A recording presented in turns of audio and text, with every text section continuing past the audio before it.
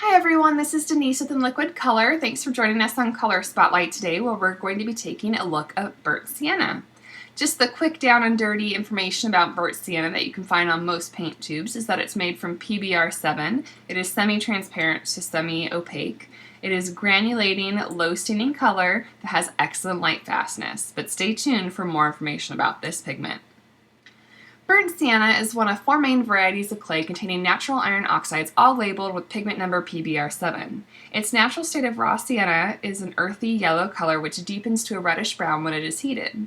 This earth color takes its name from Siena, Italy, where it was made during the Renaissance. However, it has played an important role in human arts for tens of thousands of years, dating all the way back to cave paintings. It is currently one of the most widely used brown pigments used by artists.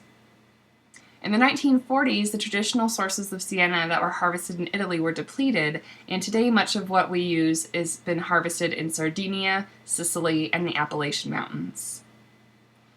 As I mentioned before, the same pigment of PBR7 is used to make raw sienna, burnt sienna, raw umber, and burnt umber.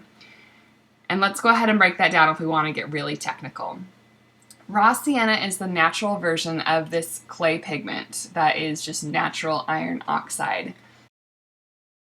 When you heat that up, it becomes calcinated and it is called burnt sienna.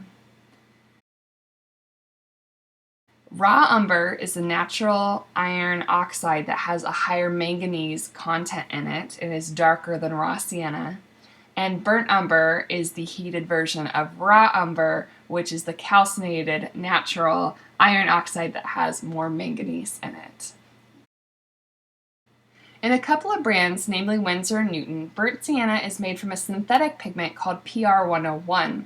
This is the same pigment that's used to make Venetian red, Indian red, and English red. It's a light, fast color that ranges in opacity, with the English, Indian, and Venetian reds all being extremely opaque. However, the burnt sienna version is incredibly transparent. It is a staining color that generally exhibits a larger drying shift than the traditional pigment and is much more orange than the natural PBR7.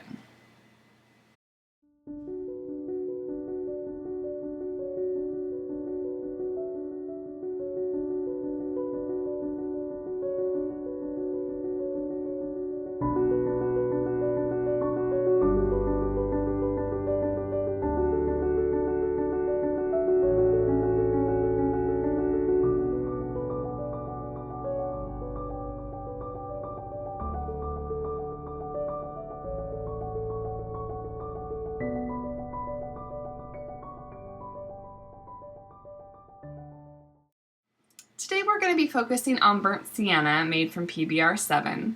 This is typically a warm, dark, reddish-brown color, and it's an excellent complement to many colors on your palette. When mixed with ultramarine, it forms Jane's Gray, which we briefly discussed in the last video. It is named for and by artist Jane Blundell, and the color is so useful for me that I mix it up and keep it in a well in my main palette. It can be used on its own or as a neutral tint to deepen other colors. The difference between using Jane's Gray or using a neutral tint or Payne's Gray to make your other colors darker is that it doesn't contain any black pigment, and that black pigment can dull or flatten other colors, whereas the Jane's Gray will not.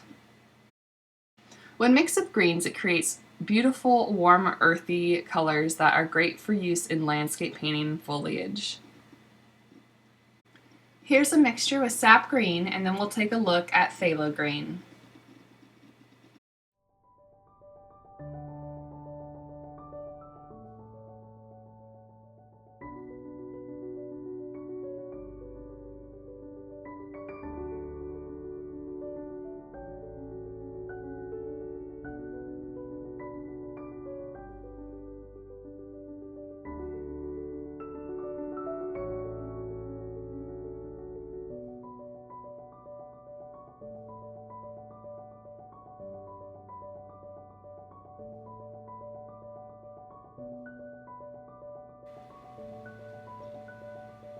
When mixed with a medium shade of yellow, it creates a warm golden color reminiscent of quinacridone gold, and when mixed with quinacridone gold itself, it creates a beautiful, rich, deep reddish brown color.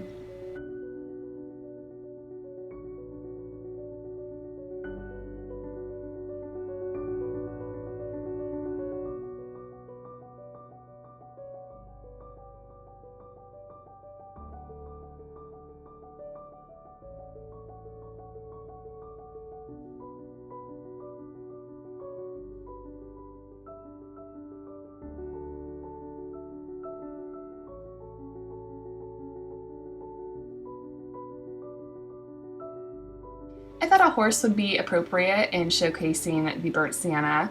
Horses are my favorite animal, and I've been drawing them for as long as I could hold a pencil. My love for them stems from my grandmother, who used to keep horses, and even unbeknownst to my parents, surprised me with one at our suburban home for one of my birthdays. Several years ago, I rescued an elderly horse who was neglected by her previous owner. It was when I was still working at the zoo, but I started doing my artwork at that time to help take care of her and her veterinary bills. We spent the last couple years of her life spoiling her, making sure she had everything she needed. You'll have to excuse me, I realized halfway through painting this that I just did a seahorse for the previous color spotlight, but I feel like this is a different enough painting that hopefully you will enjoy watching it, and I promise no more horses for the rest of the series. Thank you guys so much for watching this color spotlight, and I will see you next time for quinacridone gold.